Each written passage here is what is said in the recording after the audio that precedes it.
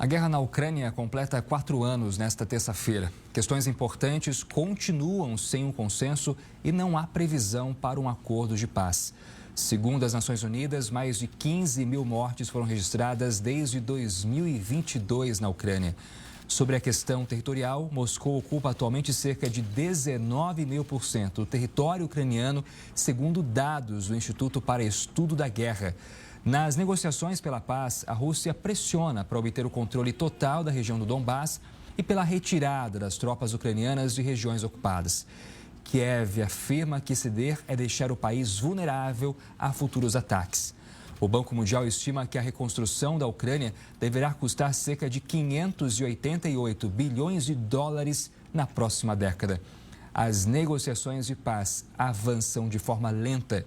Ucrânia, Rússia e Estados Unidos devem voltar a se reunir ainda esta semana. Mas o presidente ucraniano Volodymyr Zelensky acusou o presidente russo de estar mais interessado na guerra do que na diplomacia. Quem chega aqui para fazer uma análise é o Marcelo Suano, consultor de risco político e relações internacionais. Marcelo, bom dia. Seja bem-vindo aqui na Record News. Bom dia, Jonathan. Meus cumprimentos a você, a todos da Record News, a todos que nos acompanham. Espero contribuir com a reflexão. Com certeza irá. Marcelo, a gente sabe que 4 anos de um conflito é um período bastante longo, né? Um período suficiente para esgotar as capacidades militares de qualquer país. Se a gente fizer uma análise daqui para frente, tanto Rússia quanto Ucrânia têm fôlego para conseguir seguir com essa guerra por muito tempo? É interessante porque é consenso que aquilo que o Vladimir Putin desejava, que era evitar uma guerra de atrito, ocorreu. Então se vive numa guerra de atrito. Qual é a característica de uma guerra de atrito? É uma guerra de desgaste, com avanços pontuais muito lentos, em que um aposta no cansaço do outro, no desgaste máximo que pode causar ao outro.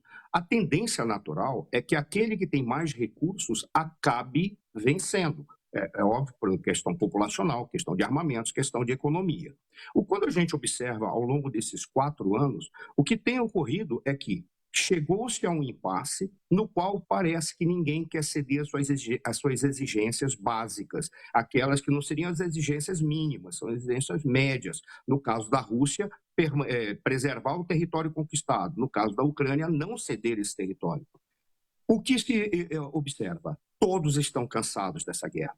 É interessante que, quando ela começou, trouxe um certo temor para o mundo por várias razões, mas dentre elas, se você observar teoricamente, toda grande guerra geral, a guerra geral é aquela guerra que envolve todos os grandes do sistema internacional, por isso, como o sistema internacional hoje envolve o mundo inteiro, uma guerra mundial. Mas toda guerra geral, ela sempre observa um ensaio de uma guerra localizada, que ali se testa armamentos, você começa a observar imposições e posicionamentos estratégicos. Imaginava-se que isso poderia ser uma guerra que iniciaria ou encerraria um sistema internacional e começaria o século XXI, de maneira triste, mas começaria. Hoje, o que que tem diante de nós é que essa guerra é uma guerra que está encerrando o século XX.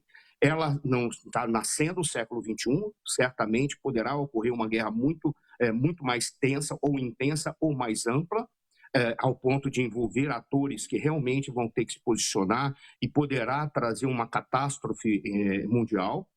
Tá? Mas ela encerra aquele século por uma razão simples, porque ela está adquirindo configurações do que foi o século XX, ao ponto de a guerra de atrito, que era aquilo que que o Putin não queria que ocorresse, está ocorrendo agora. E olha, a guerra de atrito foi uma guerra que aconteceu na Segunda Guerra Mundial, uma configuração da Segunda Guerra Mundial, aconteceu em guerras envolvendo o Japão, aconteceu na Primeira Guerra Mundial, em que ficava-se ali apostando no cansaço do outro.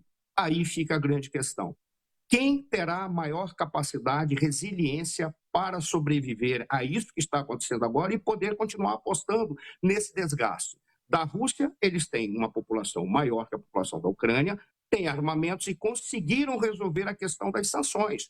Por qual razão? Porque arranjaram alternativas de aliados para comprar os seus produtos, no caso os hidrocarbonetos, receberam apoio da China, da Coreia, receberam apoio do Irã, E no caso da Ucrânia, você tem que a Ucrânia precisa necessariamente do apoio ocidental, em especial recursos, equipamentos e humanos, que não foi envolvido até agora por um receio de se tornar uma guerra que envolva OTAN e Rússia. Mas a população ucraniana, ela tem uma coisa que a população russa não tem: resiliência. Por qual razão? Porque eles estão defendendo seu território, o seu país. Então, nesse caso, o moral é diferente de amoral. A moral diz respeito a valores. O moral é a predisposição para resistir a todos os impactos e continuar lutando, no caso, mantendo a sua resiliência. O moral do ucraniano é muito maior que o moral do russo, porque o próprio russo questiona.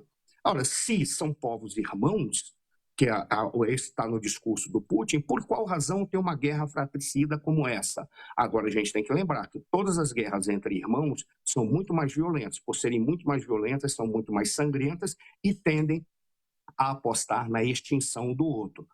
Em síntese, eles vão continuar com a resiliência de um lado e com a insistência do outro, mas estão todos cansados. A grande pergunta é: o presidente Trump vai conseguir essa mediação e vai encerrar esta guerra mediante o quê? O plano do Trump era um plano muito inteligente. Deixar o Donbass, que é a região que tem Luhansk, Donetsk, Zaporizhia e Kherson, sob controle da Rússia, e investir na Ucrânia bilhões de dólares para transformar a Ucrânia num polo de produção agrícola e transformar também num polo industrial e num polo de turismo. É o mesmo plano que ele julga adequado para outras questões, outras guerras no mundo. Mas era um plano que, se efetivado, tornaria a Ucrânia um grande país e um país rico, apesar da perda territorial. A grande questão é: tudo bem, perde esses territórios. Assinado o acordo, a Rússia vai cumprir o acordo? Ela vai permitir que a Ucrânia se reforce? Ela vai permitir que a Ucrânia exista como independente? Ou ela prefere ter a Ucrânia sob a sua esfera de influência, quando não como um oblast? O oblast seria o correspondente aos estados do Brasil, estado de São Paulo, Minas Gerais, assim, seria um oblast pertencente à Rússia. Isso nós não temos ainda a certeza. Por quê? Porque a probabilidade de mudar o cenário em função de necessidades estratégicas russas é muito alta. E aí fica sempre essa grande incógnita, o que acaba legitimando a dúvida do Zelensky. Marcelo, quando a gente olha para os números, né, a gente fez questão de trazer alguns números antes do início da nossa conversa, e um deles chama a atenção, dentre vários aqui que foram bastante impactantes, mas em relação à atual ocupação territorial russa, né? Hoje a Rússia ocupa ali cerca de 19,5% já do território ucraniano. Do ponto de vista de Moscou, já é suficiente ou ainda há regiões estratégicas importantes que a Rússia gostaria de chegar, de alcançar e tomar para ela? Jonathan, tão importante quanto a resposta é a pergunta, quando é uma pergunta-chave, que ela equaciona a totalidade do problema. É interessante, ele já tem esses 20% aproximadamente.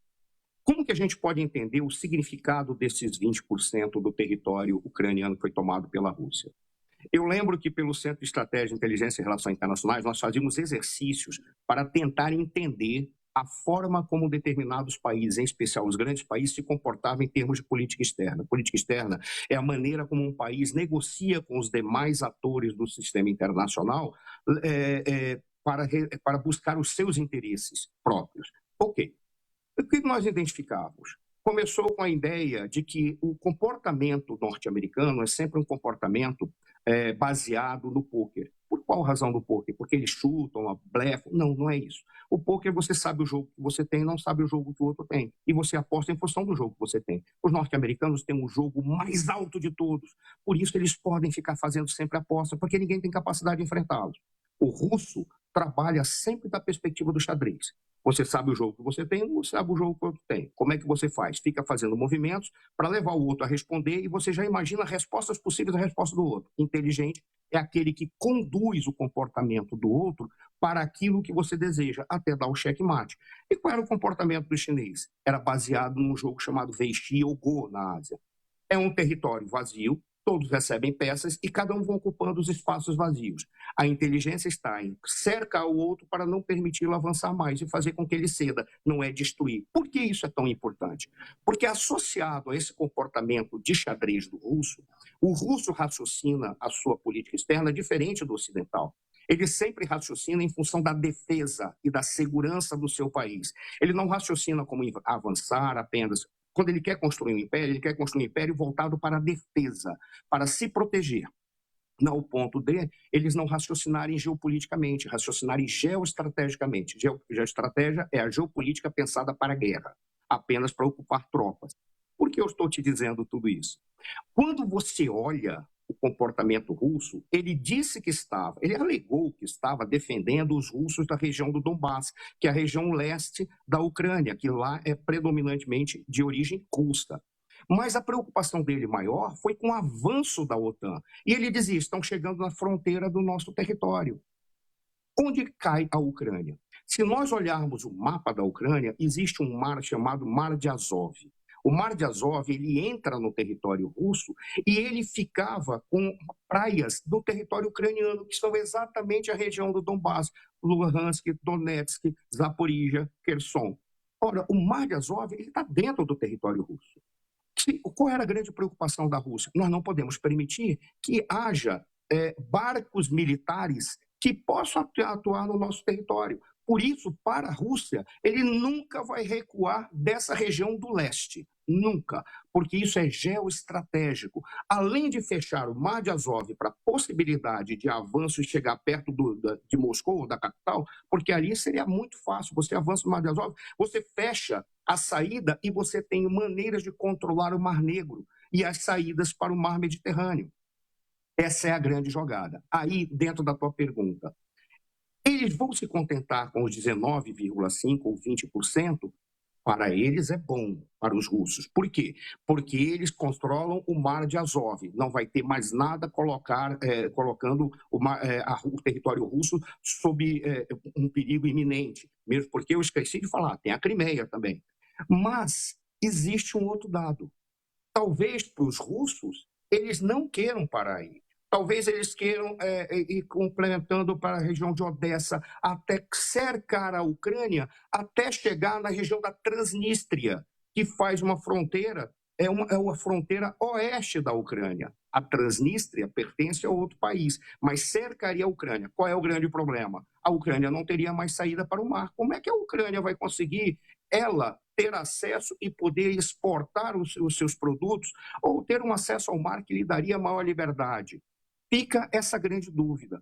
Os russos vão se contentar com os 20% que lhe dá a garantia do Mar de Azov e responde a sua forma de raciocinar em termos da defesa, ou eles vão querer cercar a Ucrânia inteira para dizer, não apenas o Mar de Azov, a gente quer o controle do Mar Negro e quer também ter acesso positivo ao controle para as saídas para o Mar Mediterrâneo.